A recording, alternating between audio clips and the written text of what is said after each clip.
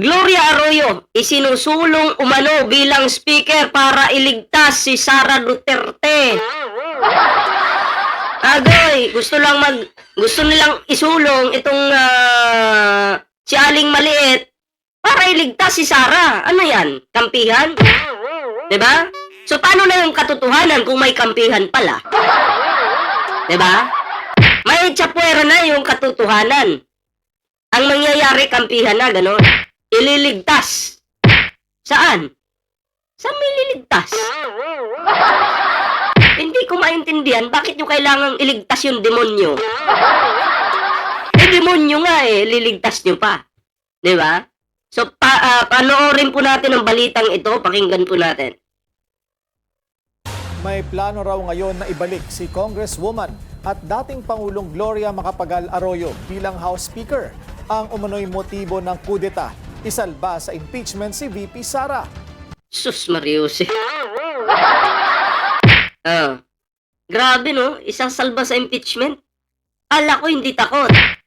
So pag umiiwas sa impeachment, guilty yan. Malamang sa malamang, guilty pa sa lahat ng guilty. Diba? VMB Romy, shoutout po Tuloy natin. Narito ang exclusive agenda report ni Isaiah Mirafuentes ng Abante. Umuugong na naman ang usapin ng kudita sa Kamara at paraan di umano ito para mailigtas si VP Sara sa impeachment. Ayon sa mapagkakatiwalaang source ng Billionaire News Channel, nabuko ang pag-uusap ni na dating Pangulo at Pampanga 2nd District Representative Gloria Macapagal Arroyo at Vice President Sara Duterte. Matatandang. So ibig sabihin, nabuko ang pag-uusap. Ibig sabihin, nag-usap-usap talaga sila. Nagplano talaga sila si Sara Gloria para maging House Speaker itong si Gloria. Diba? So pinupush din ni Sara. Parang may utos din si Sara kay Gloria Arroyo.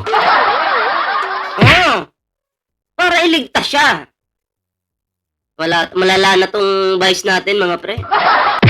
Wala na utak yan, idol. 2018 nang magkaroon din ng tensyon sa Kamara. Bago kasi magsimula ang sona ni dating Pangulong Rodrigo Duterte, ay nagbotohan ng mga mambabatas na patalsikin si Noy Speaker Pantaleon Alvarez. Si Arroyo ang pumalit at malakas ang ugong noon na si VP Sara na Noy Davao City Mayor ang nasa likod ng pagpapatalsik kay Alvarez. 2022 naman, nang manalo ang unity team, ay pumorma umano si GMA na muling maging speaker. Ayan plastic talaga si Sara Plastic.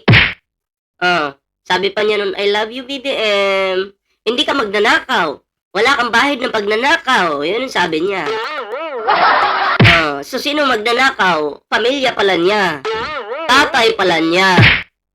Siyempre, damay siya. Di umano tuloy natin. Pero si Martin Romualdez ang nakakuha ng basbas ng palasyo. Ayon sa aming source, itinutulak muli ni Duterte si Arroyo bilang speaker. Kaya lang, 160 votes ang kailangan para mapatalsik ang kasalukuyang speaker na si Bogie D. At hindi para umabot sa 30 ang nagpahayag ng suporta sa umano'y balak na kudita. Hindi pa umabot sa 30. Akala ko ba sikat si Sara? Akala ko ba malakas si Sara? Hindi pa umabot sa 30, nakakahiya. Guilty po yan si Sara. Bakit? Bakit mo ipupush itong si Arroyo para lang iligtas ka? Kung wala kang kasalanan, dapat hindi ka nagtatago, no? Hindi ka umiiwas. 'Di ba? Hindi ka takot. Ang tanong, bakit takot na takot po itong si Sara Duterte? 'Di ba? Bakit si Arroyo yung gusto maging gawing House Speaker? Kaso walang sumuporta, nakakahiya. Pag yan naging House Speaker, good luck. Sira ang bansa. 'Di ba? Kasi kampihan na yan Ang kakampihan nila kasi nungalingan. Wala na. Saan na ba yun? Wala. Ni Caloocan City Representative Egay Eriza sa BNC, duda siya na magtatagumpay ang leadership shake-up dahil hawak umano ng kasalukuyang liderato ang biyaya. Sabi naman ni Cagayan de Oro Congressman Rufus Rodriguez na tila umabogado kay VP Sara noong huling impeachment hearing, wala raw siyang narinig tungkol dito. Pero para kay House Deputy Minority Leader Antonio Tino, hindi na bago ang usapin ng kudita. Wala naman ngayon. Previously, merong ganyan, di ba? And openly yung may isang party from the majority nagpapahiwatig ng ganon. Pero I think that was settled nung release ng BBM, yung budget para sa mga projects ng mga congressman. At kung may kudita man, Kung magpapalit man ng speaker, as a rule, sino man ang maging speaker, ibig sabihin yung may numero ng mayorya, generally ay yung may basbas ng presidente. So, yun. May basbas. Ngayon, kung papalitan ng speaker nang walang basbas ng presidente, pinapakita lang nito na lame duck na talaga. Oh, bastos na talaga sila, no? Desperado na talaga. Diba? Oh. Ang nakaupo sa Malacanang. hinihingi ng BNC ang panig ng kampo ni Speaker D, pero wala pa itong sagot sa ngayon. Kung sakaling mapatatalsik ang kasalukuyang House Speaker, base sa konstitusyon, walang kakayahan ng bagong Speaker na pahintuin ang mga nakabimbing impeachment complaints. Pero kaya niyang maimpluwensyahan ang magiging takbo at kahihinatnan nito. Para sa agenda. Yes, totoo yun. O, sabi ni Mr. Sponsor, ganyan si Aling Maliit, malaki ang utak para sa pansariling kagustuhan lang. Maliit siya pero malaki ang utak para sa pansarili, totoo yun. 'Di ba? Siguro mas kaaawaan siya at magiging house speaker siya kung lalagyan niya ng ano yung liig niya. Bakal na lang siguro ilagay dito. Para mas dramatic, mas nakakaawa. 'Di ba? Bakal na lang yung ilagay dito, Aling Maliit sa liig mo. 'Di ba?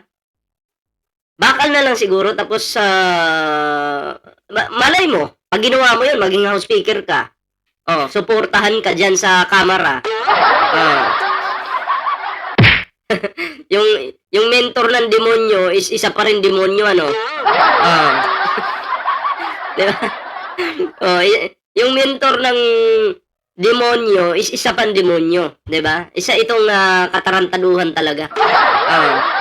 Oh, mag-move on na kayo. Sabi ni Ma'am M. Suzuki. Hindi po maka-move on 'yan. Ginaganahan po sila ngayon, paldo eh. Oh, 'di ba? Oh, kaya feeling ko lang naman hindi magtatagumpayan etong si Aling Maliit, 'di ba? Hindi. Kasi yung pag yan po yung naging House Speaker, syempre hindi naman talaga mapapa-stop yung impeachment. Pero kaya niyang impluwensyahan yan. Totoo po yun. 'Di ba? So, ano to? Paano yung katotohanan? Paano ang taong bayan na gusto ng taong bayan malaman kung si Sara ba may kasalanan o hindi? 'Di ba? Kung wala kang kasalanan, bakit natatakot ka sa impeachment? Oh. Bakit ganoon? Dapat nga tawanan mo lang yan eh. Wala kang kasalanan eh. Pero wala. Nandun po yung takot sa mukha ni Sara Duterte. Nakikita naman natin, pag titingnan natin si Sara, mayabang, patawa-tawa lang, pero deep inside, durog na po yan, takot po yan. Diba? Tapang-tapangan lang yan kasi, syempre, mapapahiya nga naman siya, diba? O Vice President pa naman, mapapahiya. So, ang gagawin niya, tapang-tapangan, mga asar, magre-rebat-rebat ko, no? Minsan pa nga, call center yung ginagawa niya, no? Nakasuot pa ng ganito, diba? So, ito si Sara Duterte, tapang-tapangan lang yan sa social media, sa media, pero sa kaloob-looban yan, wala na, durog na yan. Eh baka nga hindi pa yan makatulog sa gabi eh. Diba? Dahil sa dinami-dami ng kanyang problema ang pinasok. Oh. Pati call center nga siguro, pinasok na. Okay mga pre, anong reaction nyo dito? Ayan, comment down below para po malaman natin yung inyong kanya-kanya reaction, kanya-kanyang opinion, and also share this video mga pre. Ayan ha. May ano po pala tayo dyan may TikTok, may Facebook po tayo dyan, kompleto po yan mga pre, no? At huwag yung kalimutang i-share ito sa inyong Facebook at mga GC mga pre, kasi syempre, no? Tayo po na nandito sa liwanag, tayo yung magpapaintindi sa mga tao, no? Kasi may kampo ng kadiliman dun eh. Sinusulsulan yung mga Pilipino. pinapasukan ng kasinungalingan yung kanilang mga pag-iisip. Ha? So, ayan. Next topic po tayo.